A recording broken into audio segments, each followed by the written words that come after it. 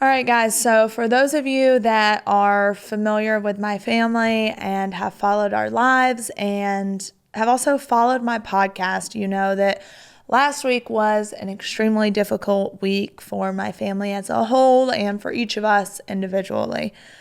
Last week was extremely difficult, and we kind of had to say goodbye to my parents for somewhat, for a little bit of time, for the foreseeable future. And that was really tough. And I haven't filmed a podcast since then. The podcast that's going to be airing today that you're watching was filmed prior to my life falling apart. So it may seem happy-go-lucky. And during that time, I think it's because there was a lot of hope that was had. I wasn't faced with the reality of the situation. So I just kind of wanted to throw this in there to address that, because I know a lot of people are going to be like, whoa, what is this? This was kind of pre-life falling apart. And now podcasts that I do going forward will be post. So I hope that kind of helps you understand things. This episode was filmed on January 12th, which is my mom's birthday, and it's always such a beautiful day because birthdays mean so much to me and my family. So I just hope that you can enjoy this lighthearted episode that I filmed with my producer, Erin, and just kind of feel where I was at that day. Feel the joy and the happiness and the love that I was feeling so deeply on January 12th. And I hope you can feel it. Next week, I will have a very intense one-on-one podcast with myself, kind of giving an update on where my life's at, where things stand, how the kiddos are, nanny, all the above. And give an update on my parents, because you guys don't have one yet. And I'm really looking forward to giving that update, because I've seen God work in the craziest of circumstances. So until then, I hope you enjoyed this week's podcast. And thank you so much from the bottom of my heart for supporting me, my family, and Unlocked. You just got to be different, huh? Check. Okay. All cameras are good? Okay. I'm already laughing. Oh, you were ready before me. Yeah. It's literally a late Christmas No, we're miracle. talking about it. Okay. Okay. I'll give you you get credit for that. Welcome back to Unlocked, guys. I'm so excited for today. Well, because we're already laughing and it's like 9 a.m. And I have Erin on with me today. The weird Wizard of Oz voice. Yes. From all the other podcasts. From all the other podcasts. So for those that don't know, Erin has helped like this whole podcast come to life literally from the very beginning, from the title, from all the crap literally that has to be done on the back end. There's a lot of stuff. It's a lot. And you helped it all come to life with Sean. I got to give Sean some credit. Yep. He's sitting back there. And My brother Sean. Young Sean P. Diddy Combs, we call him. Y'all, I love him. He's just like the sweetest human being ever. And I love the fact that y'all work together, brother, sister. I wonder if Sean loves it. Yeah. Some days. We don't have to answer that part. We won't answer that one.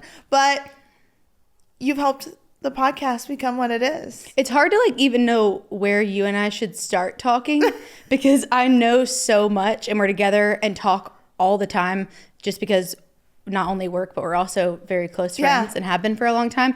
So it's interesting getting on here because it's like, where do we even start? Because we're so enmeshed right now. Yeah, I know. It's weird. I mean, if I don't hear from Erin I had a weekend wedding and Savannah's like, are you okay? I was like, I haven't talked to you in 36 hours. I'm good. I was kind of alarmed. I'm not going to lie. It was like separation anxiety. I have it too. I get it. But let's give you a shout out. Let's give credit where credit's due. What happened today that's out of the ordinary? Y'all, I got up this morning. I got ready. I got my bathroom cleaned up. Let's just say Before I left, you were still late. But I was later. You were later. I was later. You were later. I called. You called, and I was like, hey, yeah, I'm about to leave my house. You're like, oh, yeah, that's fine. I'm going to be like 10 minutes behind, y'all. This chick was not 10 minutes behind. This chick was like... I was about 36 minutes behind, which I love how you said 36, like not 30, not 40. I think it was almost exactly 36. Okay, yeah, so needless to say, I was on time. She was late. Yep, and honestly, you do deserve credit because when I come to work, I'm often not on camera, so I don't have to like have makeup on, have my hair done, and I get it. See, it's a lot, isn't it? It is. To have to like put on a face. Figuratively and literally. Yeah, 100%, because frankly, I don't want to be here today. I know. I don't. But you got a lot of shit going on, girl. For real. But I will say, the past few days have been kind of crazy with all kinds of family stuff, all of that. Yesterday, I took my real estate test for South Carolina. And passed. And I studied maybe 2 hours. Don't tell people. We'll cut that part out. I'm just saying. It just like you're going to end up with real estate agents everywhere because they're like, you don't have to study for 90 minutes. Perfect. You're going to have so much more competition. You got to be smarter than that. Hey, I think though it was easier because of the experience I have in Nashville in real estate. Well, you'd already studied. You did commercial and residential in Nashville. Yes. Yeah. So, and to y'all, I'm not moving to South Carolina. I'm opening an office and gonna Chase and I working together. It's going to be great. And just kind of travel back and forth. I like the challenge. So. Yeah. Should we set up a podcasting studio in Charleston? Dude, that would be great. So I want to open another location, and I've been thinking about Charleston. Y'all, Erin's podcast studio is the best. I mean, it's not even a podcast studio. I would call it like an entertainment studio. The Cast Collective on Music Row here in Nashville, and it's where we film all of our podcasts.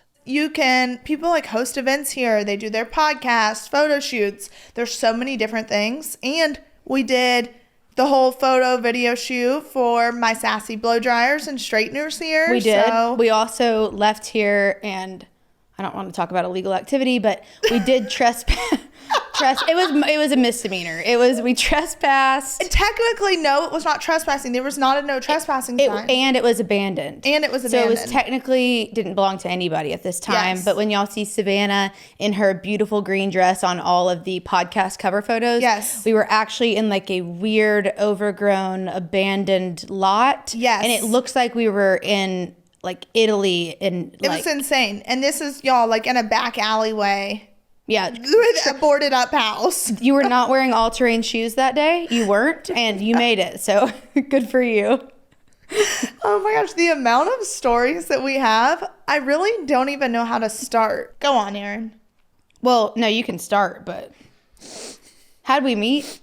Am I interviewing you now? Okay. Yeah, how did we meet, Erin? We met through two of our closest friends, both yours and mine, MC and Ricky, and you need to text MC when you have a second. I'm not going to be the one to tell you. The baby today, and it being Mom's birthday. Oh, it is your mom's birthday. She had the baby. Oh. Well, it might have been late yesterday. I really hope it was today. Me too. I really hope it was today. But anyways, two of our closest friends, and so I've known you for a long time. We've definitely become closer in the last 2 years or 3. 2-3 years. I don't know. It's really weird how we did it.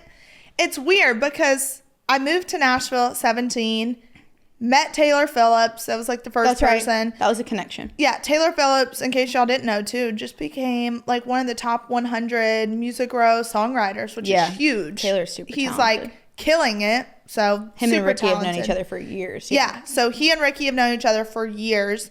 And so I moved at 17. I met you then. I met you at 17. That's crazy. Which is crazy. Honestly, I always thought you weren't the nicest. Well, just air it out, Sav. What else you got? No. Not that you weren't the nicest. So, you just have a major RBF. Do I? Sean? Yeah. I definitely am not sweet. Like, you would not come to me if you needed, like... consoling. OMG, like, I love you so much. You're so cute. You're so sweet. You're perfect. That's definitely not my vibe. I'm kind of just...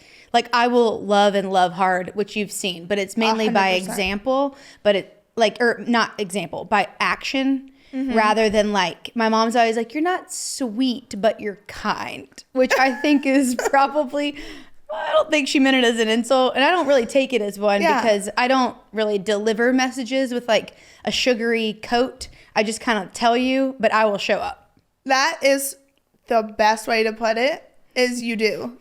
Like, you show up when you're not asked to, when you're like, that's how you love people.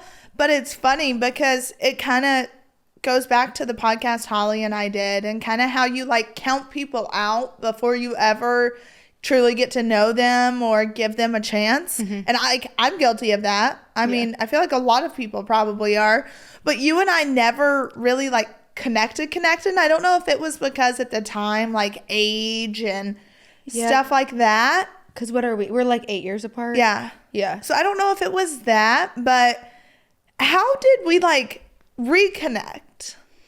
Oh, I know exactly how. I didn't even think about talking about this. So my like background is in documentary style film and sports broadcasting. I went to college at Vanderbilt. I graduated, worked for a company for a few years, then went back to Vanderbilt and ended up as the director of video production for all of athletics. So I did like SEC Network, you know this. Yeah. But like, you know, just for other people, sideline broadcasting, like long form documentary style film. Well, when 2020 rolled around, Vanderbilt basically laid off everybody that did media, everybody that was in video for the most part, social, everything, which is, you know, not to call Vanderbilt out, an interesting time to get rid of everybody that could communicate during COVID, because the only way you communicate is social media and video. Yeah. Interesting move, but whatever. I put it out there because I was just like, I put it out there on Instagram. I'm like, you know what? I don't know what's happening right now. Everybody else that got let go was like scrambling to fill out their resume. I was like, no, I'm just going to sit for a second. I'm going to leave it. I'm like, I'm not embarrassed about it. It was a lot of people. And even if you were the only person in your department to get laid off during COVID, it's COVID, like whatever. So I was like, you know what? Like new day, like I think I was running. I'd run the Capitol steps that day and I posted a picture of like the sun coming up because it was like early in the morning. Yeah. And I'm like, you know, new day, like don't really know where I'm going next, but like I'll figure it out. Something about losing my job. You responded to me because we knew each other well. And you're like, wait, you do this stuff? Like you do video? Because most people that see me like online, it looks like I just do sideline broadcasting. Yeah. Nobody knew that I did the behind the scenes stuff. And you messaged me. You're like, well, I need that. And you were I got the chills actually just now. You were the very first people to respond. And it was like such a good moment of like learning that you don't have to be prideful about things, to be like, this is where I am, like the vulnerability thing that we talk about a lot. This is exactly where I am. I'm not ashamed about it. I'm just going to put it out there. Because if I had been too prideful to say that, you never would have had the chance to message me, and we probably wouldn't be close. No. As close as we are now. That is so true. You're right. Do you remember that? I remember that. You posted like, I think it was like a little bit about your background too. Maybe. About like video, whatever. Yeah. And that was kind of my push, because I'd been wanting to do this podcast forever. Yep. It's just been really hard to do it with the show and everything. Well, you were so busy at that point. Yes. Your makeup line was ramping up. Yeah. I don't even know if it was out.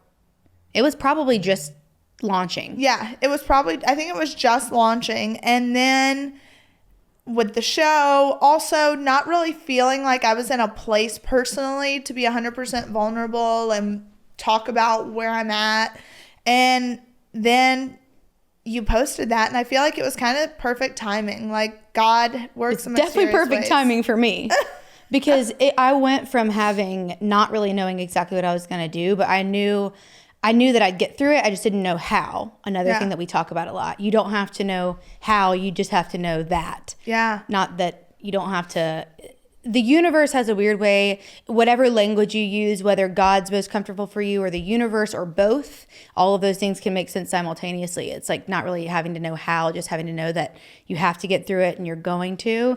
And you went from messaging me that to like, I worked with you basically weekly every single week since then. Yeah. Which was honestly and we haven't talked about this really, but that was a huge like factor for me financially and job wise that kept me from having to do something that I wasn't passionate about. Yeah. Because you messaged me and ended up with some stability really quickly.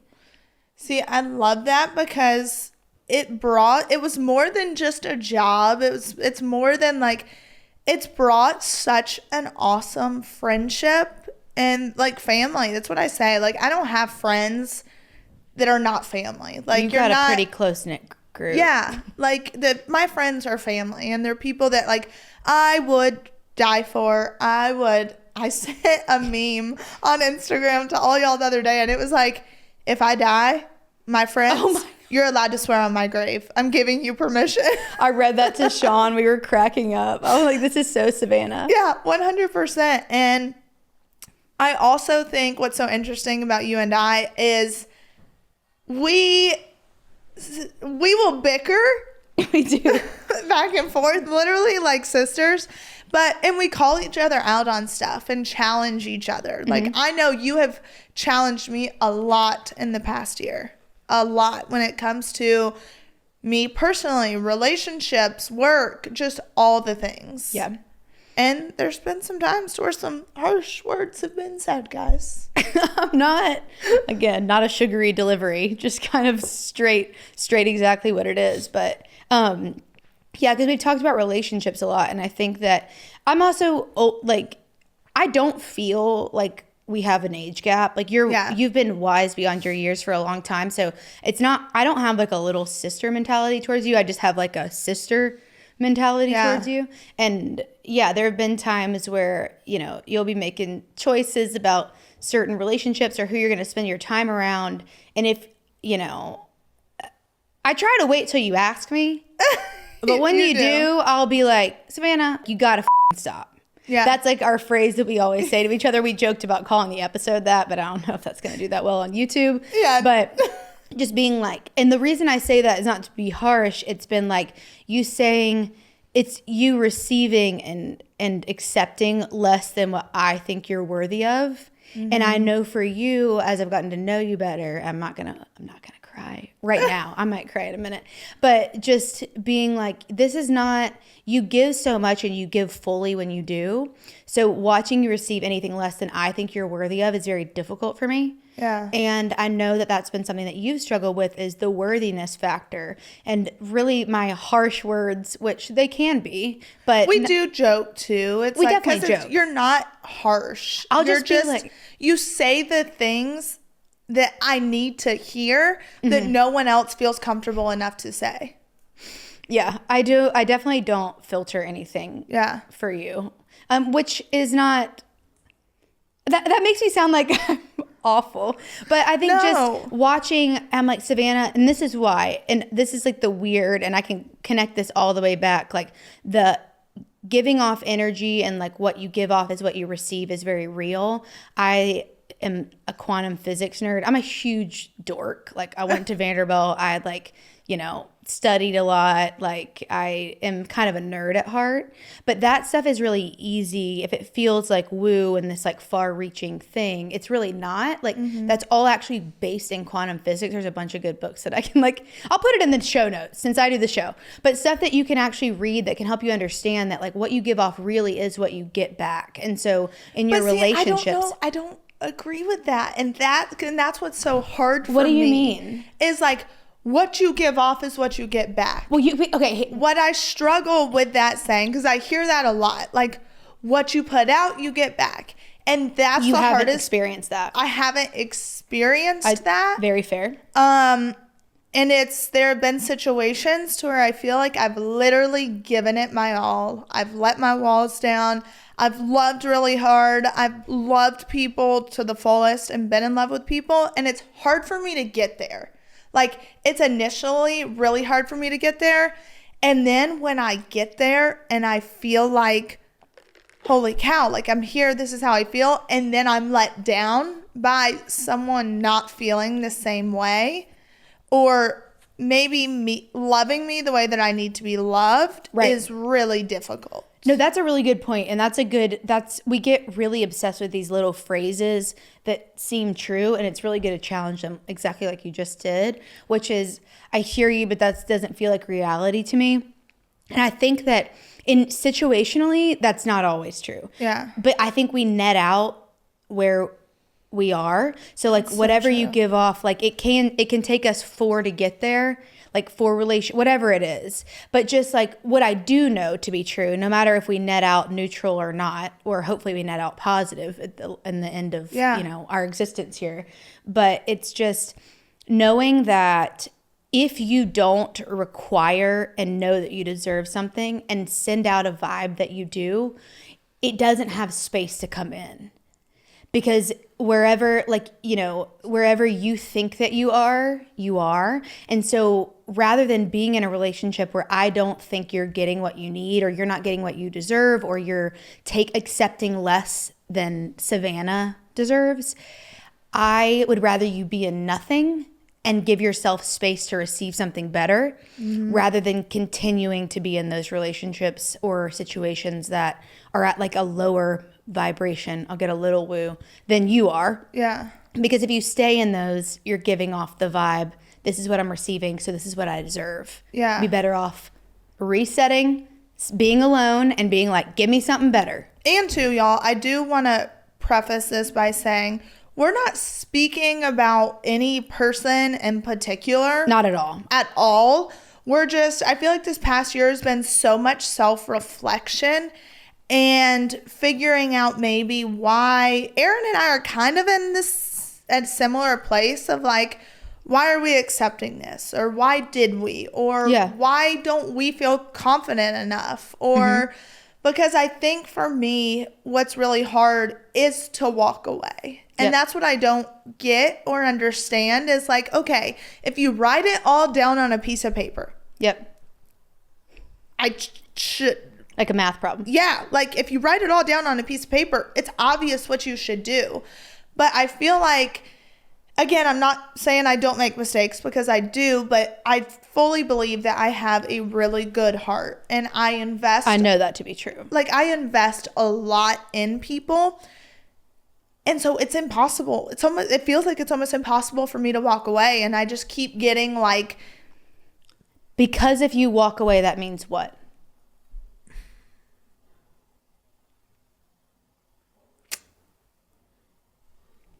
I don't know if it's a selfish thing of like just wanting someone to change because I so desperately want to be with this person or love this person well. You know what I mean? So it's like, I think there's like that holding out hope. So I think selfishly, and too, I think it's hard when, I'm not saying this to be cocky or arrogant but I'll tell you if you are. I've never really not been met with if I'm into someone, I've never not been met there. You haven't like had a lot of rejection on the front end in that sense. Yeah. And so I think for me, when I start to see it as rejection is the hurtful part, and people play games, which is really hard because it'll be, I love you so much, but, and I'm guilty of that too, of the but, which I need to get better at, but it's, I love you so much, I just can't do this. And again, I'm guilty of it. I just think relationships are so hard. They are. It's really so hard. Complex and so hard to know when to walk away and when to be done. And I think the hardest part is how do you walk away when you know you have to, but you don't want to? I think in order to do that, there has to be a belief that there's something better or more fitting. Like if you don't believe that there's something better for you, then it's nearly impossible. And I'm not saying that you're better than the other person. I just mean that it might not be a good fit for either of you. I know that I've been in relationships where they deserved something that I couldn't give them. It doesn't mean overall that they're better than me or that vice versa. It just means that you two are not at the same place. And so in order to walk away from something that you don't necessarily want to, you have to have belief that there is something better. Otherwise, why would you? Yeah. For years, we've all heard about Advocare. And Advocare is very well known for their Advocare Spark, which enhances mental focus, contains amino acids, 20 vitamins and minerals, an effective amount of caffeine, all while being sugar-free. It also comes in 14 flavors. A lot of questions that people ask are, what's it sweetened with? How much caffeine is there? When would I use it? Well, it's sweetened with sucralose. How much caffeine? 120 milligrams, which is equivalent to a small cup of coffee. We recommend that you use it at least 15 to 30 minutes prior to activity or any time you feel a need. All you need is an 8-ounce bottle of water and 1 stick of Spark, and you're good to go. So there you have it. That's Advocare. Now let's try to unlock your healthiest self by using Advocare's products. That's so true. And I think, too, something that's been really difficult and is when you meet someone, you obviously have those conversations of, this is where I hope to be in 5 years. This is what I want out of my life. Yeah. Like, I want to be married. I want to have kids. I want to do all these things. And I will say, Nick and I got to that point of like, he's almost 30. I'm 25. And I used to say, I wanted to be a young mom. I wanted to have kids young. Yeah. I wanted to do, like, literally, I would have thought I would have had 2 kids by now. Yeah. Like, that's when I met Nick, how I had my life mapped out. Right. But then... Funny how that happens. Yeah. But then as life goes on, it changed. And I don't want to be married right now. I don't want to have kids right now. You don't have enough going on? I know, right? And so then it's hard because it's not fair. It wouldn't be fair for me to hold someone else's dreams back or for someone to change where mine are. You know what I mean? Yeah. And that's where relationships, I think, get really difficult, is when the growth is on different pages. Totally. It's like, I always say that. It's like you've both got to be running a race in the same direction and like look to your right and be like, we're at the same speed? Perfect. Keep going. Not like someone reaching back for you to be like, catch up, or not you reaching back for somebody to make them catch up. It's like looking in your peripheral vision and being like, we good? Perfect. Keep going. Yeah. And so it's just because when you stop and try to pull, that's where resentment happens. That's where someone feels like they're not worthy because they're behind. Like, it's almost like you both have to feel like you hit the jackpot, and you both have to be running. You don't have to be running the same race, but you have to kind of be running at the same speed. Yes. But doesn't mean there's not trials and tribulations where you do slow down for each other. Yes. You have to ultimately be heading somewhere that's similar. Yeah. And then you can definitely be like, let's take a water break. Yeah. And and sometimes you're going to have to pull that other person or put them on your back. And I think what you said is like, you both have to be like infatuated with each other. Like, this is the greatest I will ever do. Yeah. Like, this is, and it's funny. We have friends like that, and they're on their second marriage, second, third. One of them married the same person twice. So I don't know how to count that, and they both came in to the marriage with each other with kids. And I was just spending time with them not too long ago, and I watched how they were with each other, and they're older. They're in their 50s. Yeah. And I was like, it made me so happy, and it made me so hopeful because they're infatuated with each other. Yeah. She literally told me, he is the greatest human being I've ever met. She was like, his heart, I just knew. And like the way, how attentive he is to her and sweet, and just like, baby, you want me to do this? You want to go meet for lunch? It was just their relationship. And that also gave me hope that like, it's never too late. No. It's even if you are in a bad marriage right now and you're headed towards divorce, or you've gone through a divorce, or you've gone through 2, it is never too late. And watching them, it just made my heart so happy, and it made me realize I want someone to look at me as the greatest, most perfect human being there is, even though I'm not. None of us are. Yeah. But for someone to look at you and have so much vulnerability towards you because they love you that much, I think is so amazing. And it's like, I want that, but I also want to be that way for someone. Right. Because I'm not soft. Well, neither. Maybe that's why we get along so well. Yeah. I wouldn't say but we are. We're both like highly emotional people and feel things that other people feel. Like deeply empathetic, but not soft. No, but there's part of me, because it's hard in today's day and age, because as women, we're told, if you want to be successful, like, you got to be a hard ass. You've got to have no emotion. You've got to do big things, but don't overshadow other people. Like, you've got to, it's this dichotomy of being a female. Yes. You have to be this, but not too much. You have to be that, but not too much. And like, it's just, you and I also get along for that reason. And I'm not trying to change the subject, but you want somebody ultimately that is going to be like, you shine as, without being cheesy, shine as bright. Like, I want to help you be your best self. I'm not worried about you being bigger than me. If you're bigger than me one day in my own mind, that's fine. I can't wait to watch you. Like, do your thing. It's the Marianne Williamson quote. Also, people know it as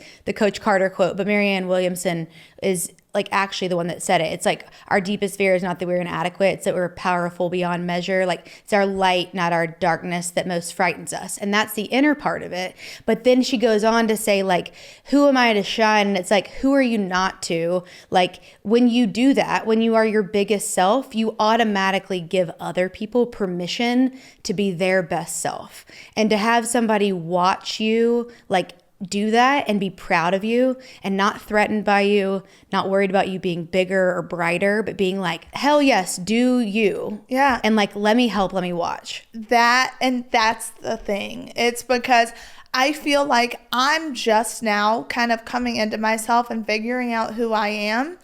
And there's part of me that is very sarcastic and that's very like, you know, kind of giving people a hard time. Like, if I don't give you a hard time, I don't love you. You know? It's the same thing. It's kind of the same. And there are certain people who are like, oh, that's so unattractive. That's this, that's whatever. And then there's other people that's like, I see you. I see you. That's pretty cool. Yeah. Like, I love that. Like, I get that that's who you are. And so to have people who understand who you are at your core is really awesome. Yeah. And it's going back to what we were saying about like being a woman in today's day and age. Time to wake up? No. That was no wonder you're late to shit. Shut up. That was for the 10:45 alarm. But I'm good at 11 because I changed it to 11:15. But being a woman in today's day and age and it's hard to not combine business, relationships, like your personality in each. And I can be a very I don't want to say hard-hearted. I think just closed off and maybe less emotional in a relationship. And I truly don't want to be that way. I know. I'm the same way. Because as a woman, like, I want to be able to feel vulnerable and feel like someone else is taking care of me and helping me to fulfill those emotional needs. And I want to feel safe enough to be vulnerable. And I think that's my goal for 2023 is to be a little softer and to not have to be, you know, the loudest person in the room, I guess. In a way. I think that you think about yourself in maybe like a little bit of a further, like, I think that you think about yourself as a little bit more of your past self. Yeah. You think about yourself as being the loudest person in the room. Like, there are times where I'm like, you know, you'll come into a situation. I'm like, Savannah, someone will have plans and you come in like, I want to do this. I'll be like, you didn't invite anybody here. You didn't make plans. You actually just told us 10 minutes ago you were showing up. You don't get to dictate the whole day. But that's like an off moment. That's like a rarity. I don't think you're the loudest. Maybe on TV y'all all competed, but not anymore. But also, I think the more that we get to know people, the more you realize that being the loudest person in the room comes from, at some point in time in someone's life, not being allowed or not being heard, be the loudest person in the room, or not being heard, saying your needs as a child. All of that stuff goes back to, a lot of it goes back to childhood. Yeah, a lot of it goes back to childhood and trauma. And so I think instead of jumping to judgment when someone maybe acts out of character or acts in a way that we don't agree with, if we take a second to be like, okay, wait, that may be coming from a place of hurt. Almost always, if something doesn't feel like it's coming from a place of love, it's coming from fear. And fear comes from hurting. Fear comes from, we're so molded by our childhood. And it's been interesting, even Sean and I talk about this a lot. My brother, who works with me and is a heavy hand in producing the show. Yeah.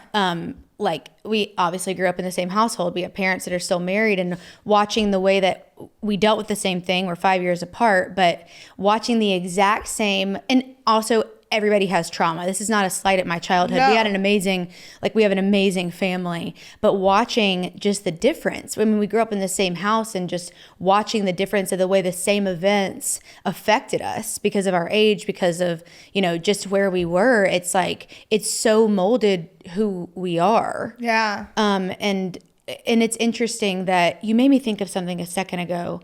Oh, the book, The Untethered Soul. I sent it to you along with some Brown Sugar Cinnamon Pop-Tarts. I mean, I definitely Have you read devoured it? those Pop-Tarts. Yeah, she opened the Pop-Tarts, just not the book.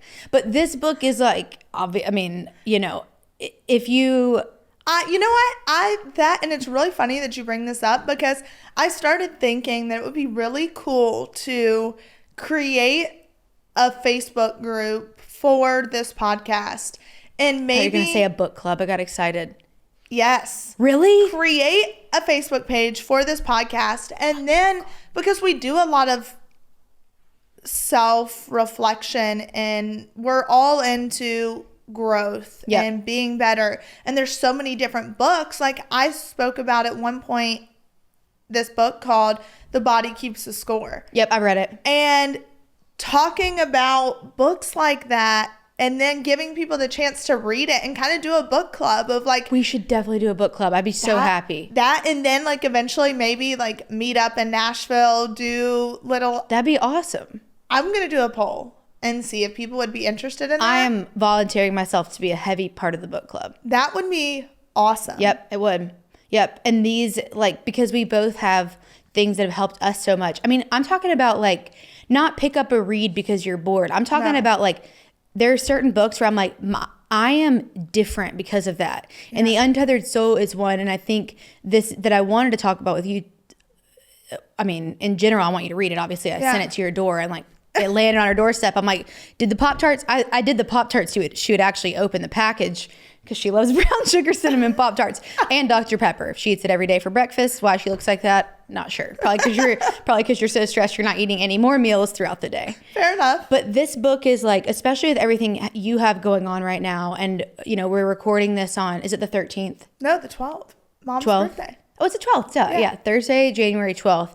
You have a heavy week coming up this week with things that with your parents kind of hitting the end of this phase, and do they have to enter the next phase, and are you going to have to drop your parents off, and what that's going to be like. And I think our thoughts play such a heavy hand in our reality. And this book, and I'm going to sell it to you right now so that you actually read it.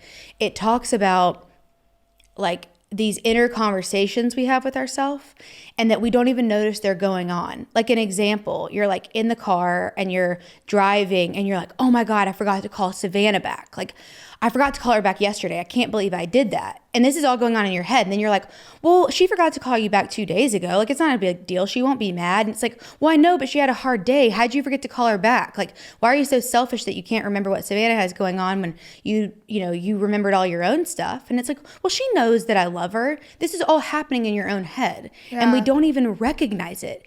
And then when this book makes you step back and realize that, like, it puts you in this place of being the observer of your own thoughts, like recognizing that you aren't the thought, because if you can see it, it means that you aren't it. Yeah. So to step back and be like, now I recognize my own conversations and it annoys me. And when you can recognize it, you don't have to stop it. You just have to observe and be like, oh, like, I'm kind of talking to myself. Yeah. And then step back from it and be like, what I described it, and Sean and I, my brother, talked about this yesterday. Have you ever been watching TV and you're like so into a show and the light will hit the TV right, or all of a sudden your focus will shift and you'll see your own reflection in it? Yes. Or on your phone, or through the lens of a camera or whatever, and you're like, whoa. Like, have I been there the whole time? Mm-hmm. Like, that's a very like visual way to put it, where you're like in this TV show, I mean, figuratively and literally for you. Yeah. And then your focus shifts and you're like, my own reflections in that same screen. So interesting.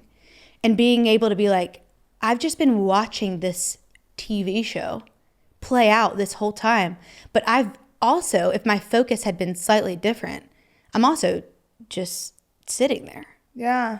So being able to step back from it and be like, okay, like I am not that. I am kind of, I'm experiencing it, but I am not it. Yeah. You don't have to be what you experience. Yeah.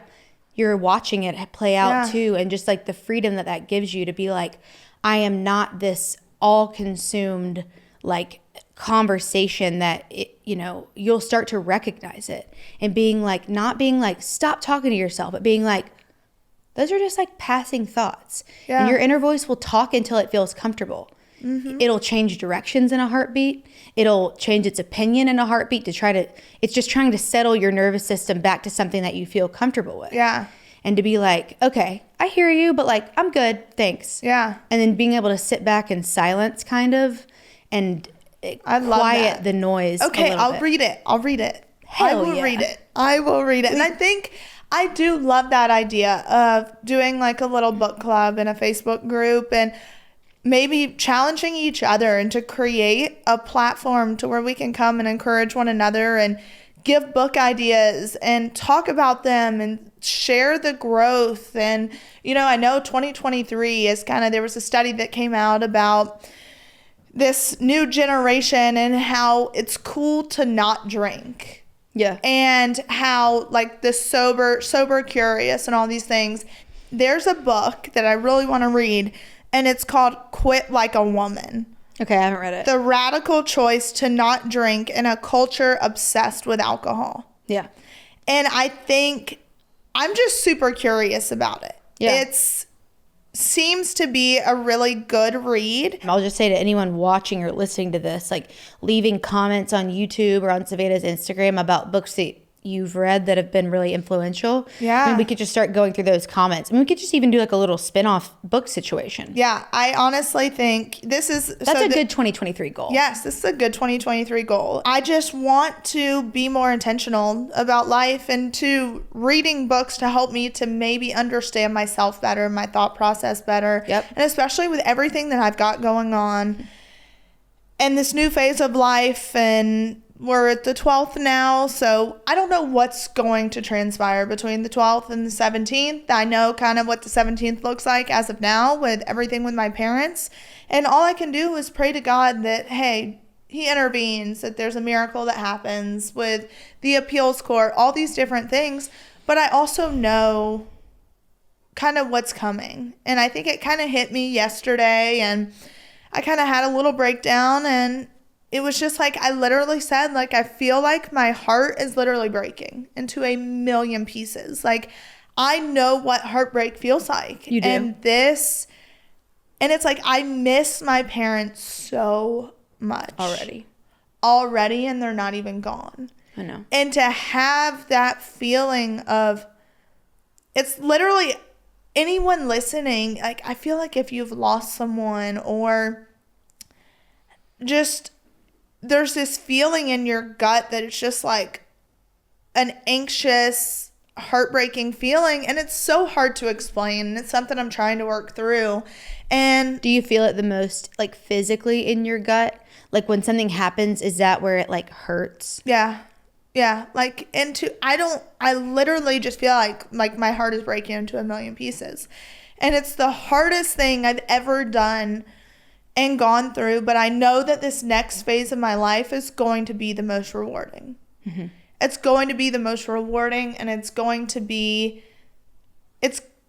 allow for so much growth. And for that, I'm grateful. Like, I feel like you have to figure out in every situation something positive to take from it. Totally. And that's kind of what I'm trying to do. And luckily, I've got really awesome friends around me. I mean, you've been freaking awesome. And too, there's just times where it's like we just have to laugh. I mean, you're good at that. And like trying to make light of it. Your whole family is like kind of is that way. Yeah. But has adopted that even through this process. You'll have hard days, but I think it's, just y'all being the levity that you guys bring to it, because what else are you going to do? Yeah. We're not going to you laugh so you don't cry. You're still going to end up crying. And then also just knowing, you have, and this is an unbiased opinion, but I've been close and gotten to observe what you've been going through. I can honestly say, like, I think I have strength as a human. I can for sure say that I would love to think that I could do what you've done in the past, Here I go. Year and a half. Make me cry. I mean, it's just honestly like, and I have a lot of faith in myself, but I don't know if I could do what you've done the way that you did it. And I think that you deserve, like, I don't know if I'm an ugly crier or not. I'm about to find out when I watch this video. I don't know. I know that the way that you've handled this is, and people haven't seen it. People can say whatever they want to in the comments.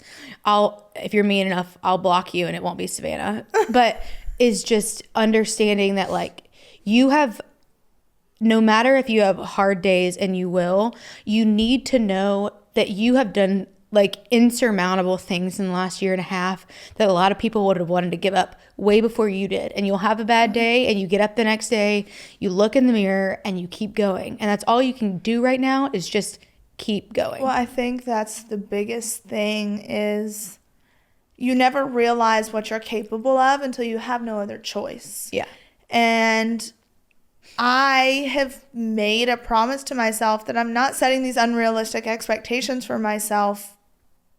At least I'm going to try not to. And I'm more of the mindset right now of like, I'm going to get through today. Like, I'm going to get through today, and then I'm going to go to sleep, wake up tomorrow, get through tomorrow. And I think sometimes, we owe ourselves that grace. Yes. To just figure it out day by day. Yeah. And get through it. And I hope that if anyone is going through anything, whether it's the loss of someone, sickness, financial, legal, whatever it may be, that you've got the strength to get through it. And, I've struggled with anxiety and depression, and especially this past year has been really difficult. And I've just tried to remind myself that, suicide, things like that, that's a permanent decision for a temporary problem. Right. And it's just, I just figure out how to do it. I just get up. I've really tried to focus on my faith and working out. And working out for me it just saves me. It's a savior. And we both are that way. Yeah, and I'm just blessed to have really awesome people in my life, and I just encourage anyone and everyone to know that, like, you're not alone. We're all struggling. Right. Meet people with kindness, because some of the things that some people have said to me have really stung, have really hit hard, and it's why do that? Those people that, if you have more grace with yourself, it gives you more room to have grace with other people. Yeah. And so a lot of times those comments are coming from people that are so hard on themselves that they're treating people with the exact same harshness that they treat their own self and their own spirit. And so if you can just have a little bit more forgiveness with yourself, you're likely to do that for other people. Yeah. I will also say to you during this time, and you've been a good reminder for me, because I'm not good at this either, is that there are people that want to help and be able to receive that. And I think I've learned with you that I sometimes just have to, I do with you what people would have to do to me, which is you not asking for it. And I'm like, you know what, you have to do this on Tuesday. I'll meet you there. I'll meet you there, and I'm riding back with you. Like, and you could always say, Erin, I don't want you, and I wouldn't be offended, or like, I need to do this alone, and I wouldn't be offended. But understanding that you need to receive help, it would not, I'm not telling you what to do, but that there are people coming in that want to help. And to rephrase it, I've said to you before, be like, Savannah, you know, like if I needed help, would you think it's inconvenient for you? Heck no. And you're like, no, of course I wouldn't think it's inconvenient. And I'm like, okay, well, that's how I feel. Yeah. So let me show up for you, and then like, let me figure out the best way to try to be there. And if I'm wrong, tell me I'm doing it the wrong way. Yeah. But if I'm ready and able to do it, let me, because you did the same thing for me and you wouldn't think twice. Yeah. I love that. I love you. And I love you. I'm excited for our book club. I'm really excited about this. We're going to get this going in action. I mean, I'm more of like an audiobook type person, you know? So like, I'll listen. Leave it in. I'll listen.